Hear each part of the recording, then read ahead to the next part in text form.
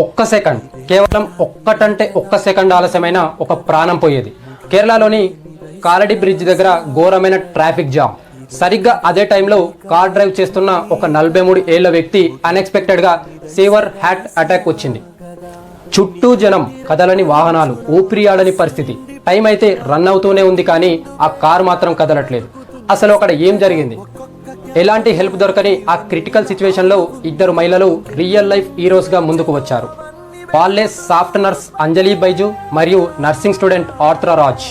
వీరు కేరళ ఆర్టీసీ బస్సులో ప్రయాణిస్తూ కారులో జరుగుతున్న ఈ ఎమర్జెన్సీని గమనించి ఒక్క క్షణం కూడా ఆలోచించకుండా బస్సు దిగి ఆ కారు వైపు పరిగెత్తారు. కార్ డోర్ ఓపెన్ చేసి చూస్తే అపస్మారక స్థితిలో ఉన్నాడు. వాళ్ళు ఏమాత్రం ఆలోచించకుండా వెంటనే అతనికి సిపిఆర్ చేయడం స్టార్ట్ చేశారు. ఆ క్రౌడెడ్ ట్రాఫిక్లో వాళ్ళ క్విక్ థింకింగ్ మరియు సమయస్ఫూర్తి వల్ల ఆ వ్యక్తి ప్రాణం నిలిచింది. ఆ తర్వాత అతన్ని హాస్పిటల్కి షిఫ్ట్ చేశారు. ప్రస్తుతం అతడు సేఫ్గా ట్రీట్మెంట్ తీసుకుంటున్నాడు. నిజమైన దేవుళ్ళు ఎక్కడో ఉండరు ఫ్రెండ్స్, ఇలాంటి రూపంలోనే మన మధ్య ఉంటారు. ఈ ఇద్దరు ధైర్యవంతులైన నర్సుల గట్స్కి, వాళ్ళ సెల్ఫ్లెస్ యాక్షన్కి ఒక సెల్యూట్.